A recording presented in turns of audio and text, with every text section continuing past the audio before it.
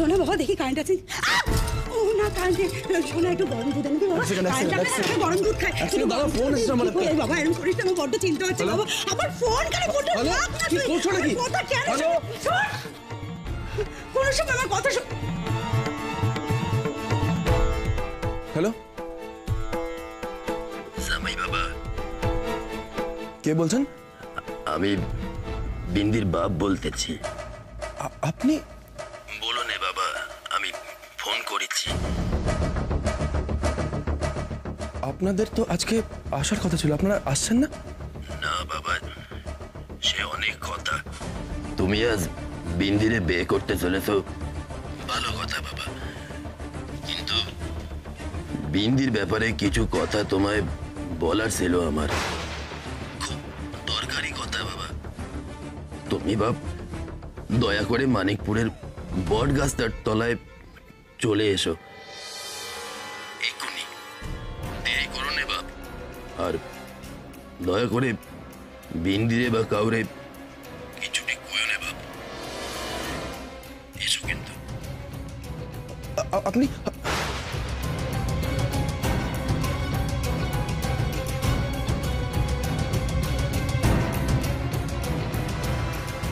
বিন্দির বাবা কি বলতে চাইছেন আমাকে? এত দূর ডেকে নিয়ে গিয়ে, তাও আবার বিন্দির অজান্তে।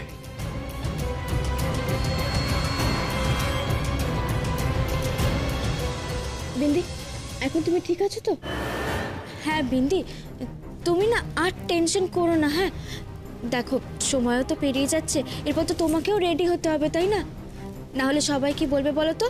বলবে অনেক দেরি হয়ে যাচ্ছে আর সাজতে হবে না। আচ্ছা তুমি বরং ফ্রেশ হয়ে নাও। পিপি চল তো, আমরা গিয়ে মেকআপের জিনিসগুলো বের করি। হ্যাঁ বিন্দি, তাড়াতাড়ি করো। হ্যাঁ চল চল।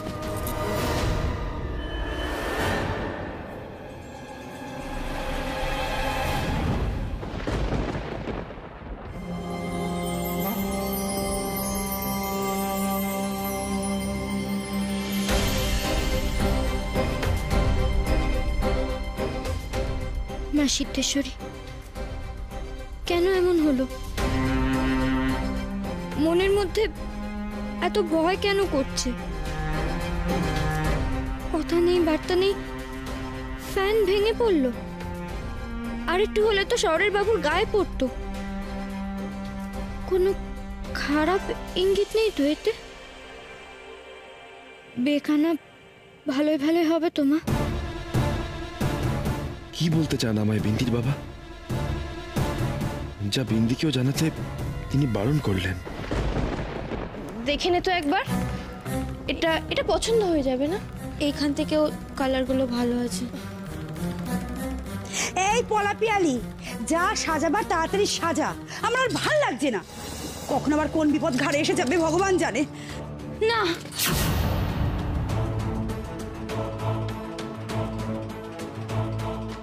এরকম কথা বলবেন না। থাক মা, তোমাকে আর মুখ খুলতে হবে না। মা তুমি, মা আমি বলছি তুমি কেন থামলি?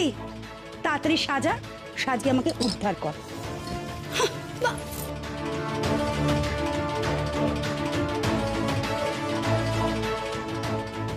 এই রহস্যটার তো কিছুই বুঝতে পারছি না। বিন্দিকে কি বলবো?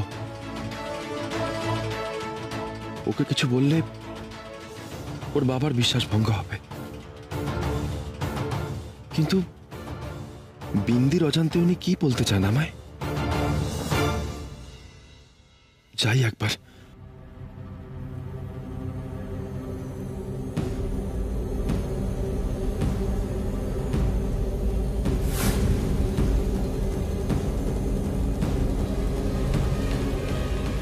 আমি আসছি বিন্দি, এক্ষুনি ফিরে আসছি।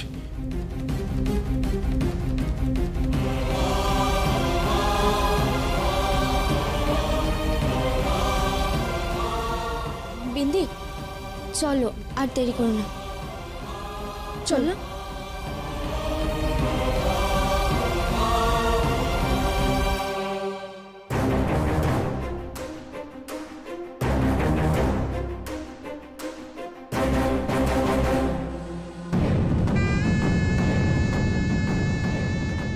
বাহ, হাতটা কি সুন্দর লাগছে, ভরাট লাগছে।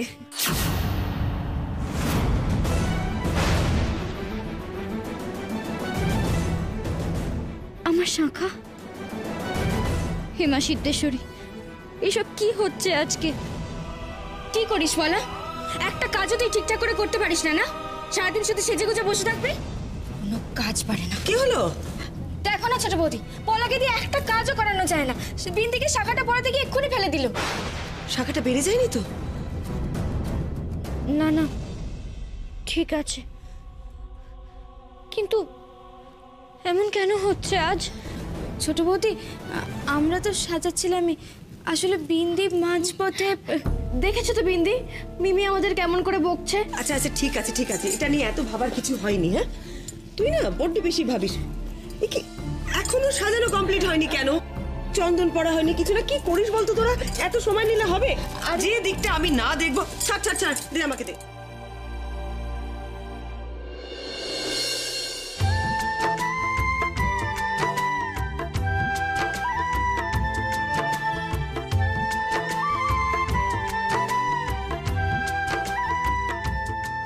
এবার দেখ কি সুন্দর লাগছে, একেবারে রানীর মতন।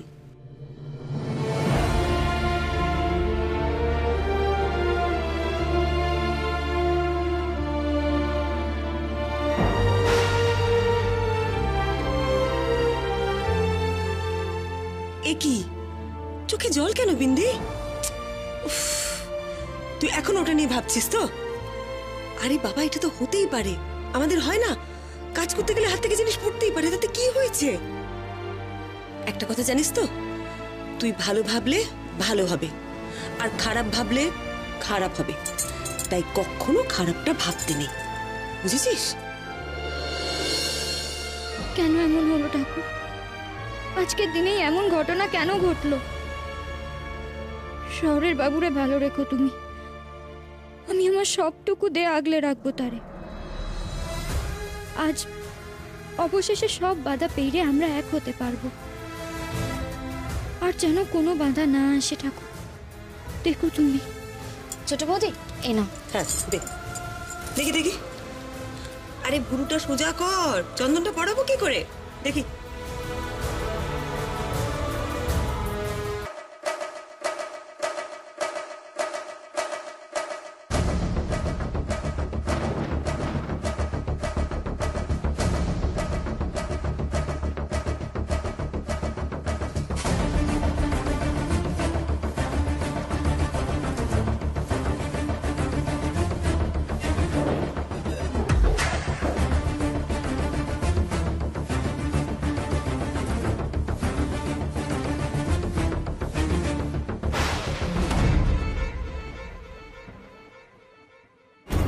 আমি এই বিয়ে কি করে করব? নিজের বিবেকের কাছে কি জবাব দেব? এত স্বার্থপর আমি? সত্যিই তো কর্ণ কিছুই পাইনি জীবনে। বড়দাও খুব কষ্ট পাচ্ছে কর্ণর জন্য। আমি কি অন্যায় করছি ওর কাছ থেকে ওর ভালোবাসাকে কেড়ে নিয়ে? তার মানে কর্ণ আমাকেও বাকি সবার মতো ভাববে, আমি ওর ভালোবাসা কেড়ে নিলাম।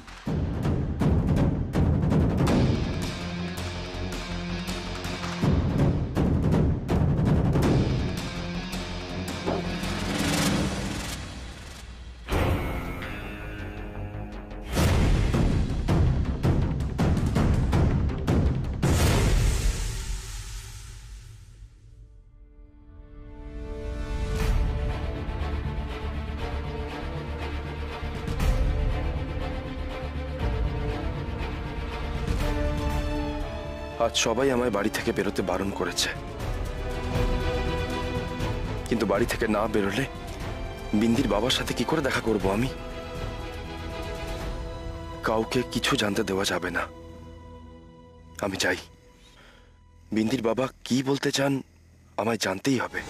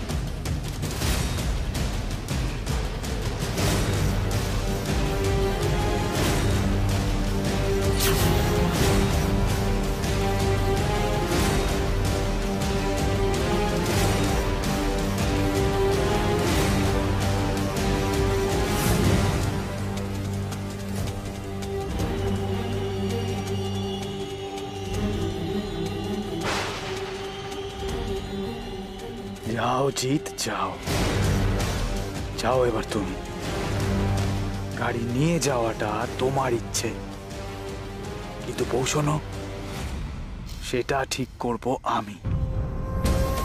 তোমার গাড়ির স্টিয়ারিং, হর্ন, ব্রেক সবাই আজ আমার কথায় চলবে। এই জিৎ, তোমার গাড়ির ব্রেক কাজ করছে তো?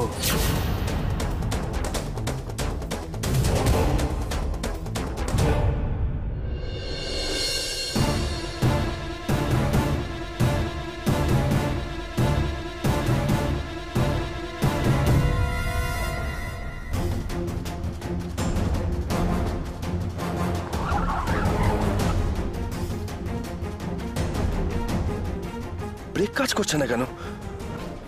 কি হলো?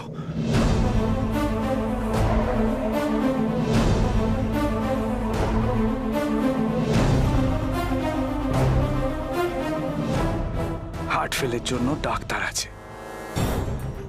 কিন্তু ব্রেক ফেল হলে তো সোজা ভগবানের দরজায় গিয়ে কলিং বেল বাজাতে হবে।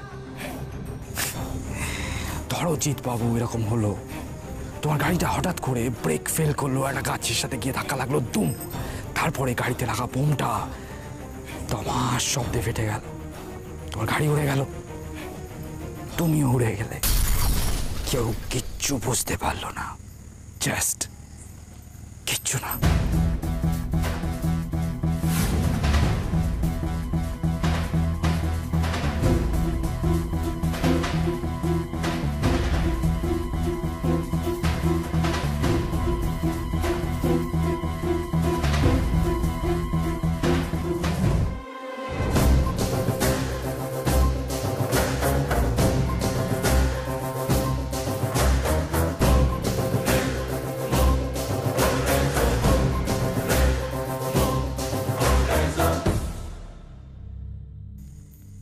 আমি বলেছিলাম আমি ফিরে আসব, আই এম ব্যাক। আমি রাস্তায় রাস্তায় ঘুরে বেড়াবো, আর তুমি আর বিন্দি ভালো থাকবে। কি করে ভেবে নিলে জিৎ? আমি যেমন ভালো নেই, সেরকম তুমি আর বিন্দিও ভালো থাকবে না। আমি তোমাদের ভালো থাকতে দেব না। আজকে সব শেষ হয়ে যাবে জিৎ, সব শেষ। Everything will be gone. এনে মাঝখানে চন্দনটা আমি করে দিলাম, বাকিটা তোরা করে দে। পিয়ালি ঠিক মতন করো। হ্যাঁ হ্যাঁ, হ্যাঁ, আর তাড়াতাড়ি হাত চালিয়ে, ওদিকে আমার অনেক কাজ আছে, আমি ওদিকটা দেখি গিয়ে। তাড়াতাড়ি কর। হ্যাঁ।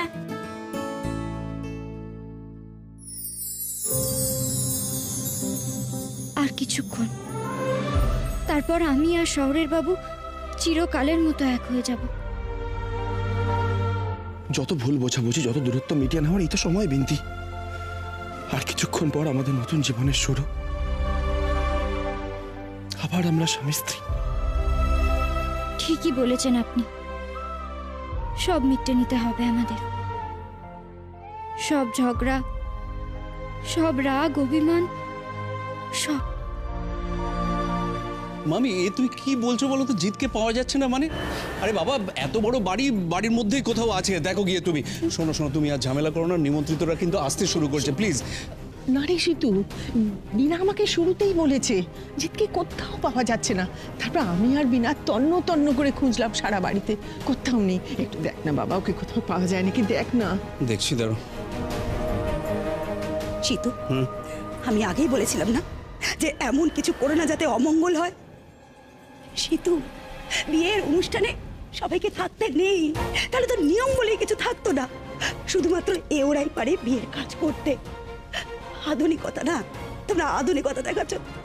আধুনিকতার বহর দেখাতে গিয়ে আজকে আমার ছেলের জীবনটা এই হলো। ওই রঞ্জনার জন্য আমার ছেলে।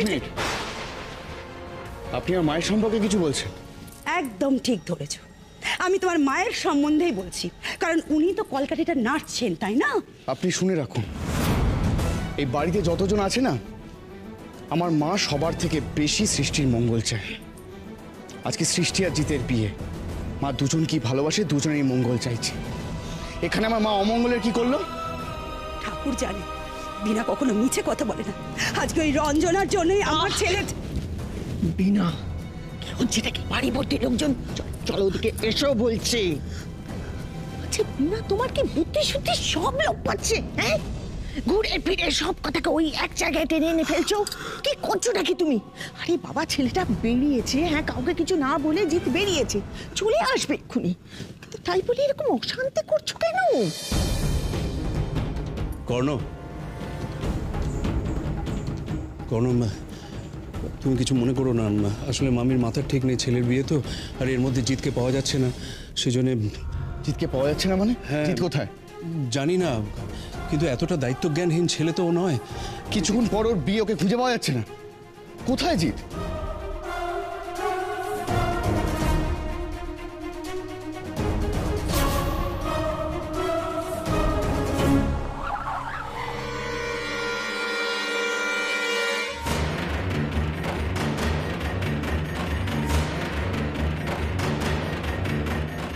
গাড়ির ব্রেক ফেল হলো কি করে?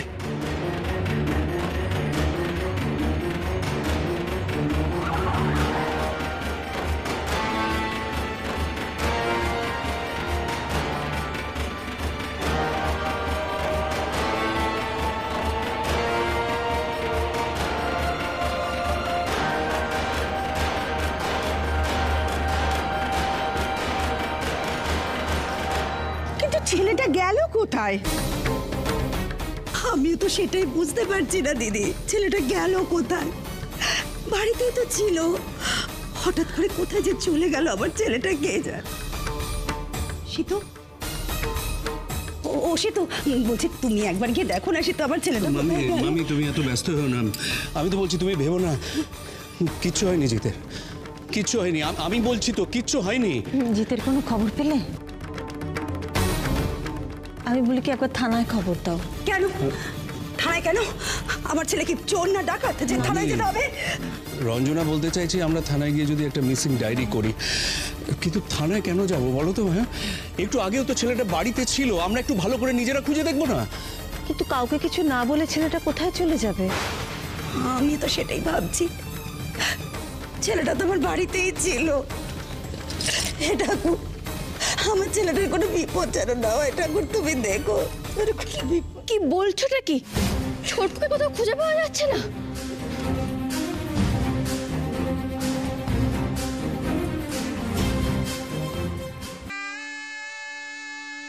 পিপি, ছোটকুকে একটা ফোন করতো। কেন রে? আরে ওকে বাড়ির কোথাও খুঁজে পাওয়া যাচ্ছে না।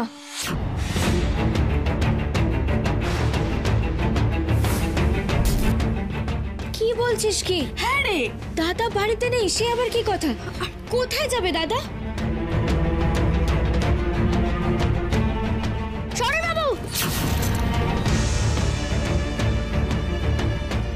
না না, কেন আমার মনে এত কু ডাকছে? এতগুলো বাধা কেন এলো আজ? বলা, কেউ কিছু দাদাকে আনতে পাঠায়নি তো? ওর বিয়ে, ওকে কে কি আনতে পাঠাবে বলতো?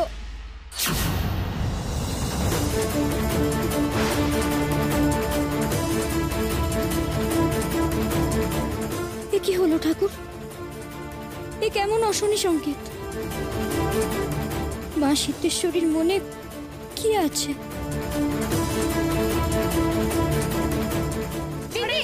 বিন্দি, বিন্দি কোথায় যাচ্ছ? কোথায় যাচ্ছে? চল চল চল, তাড়াতাড়ি চল।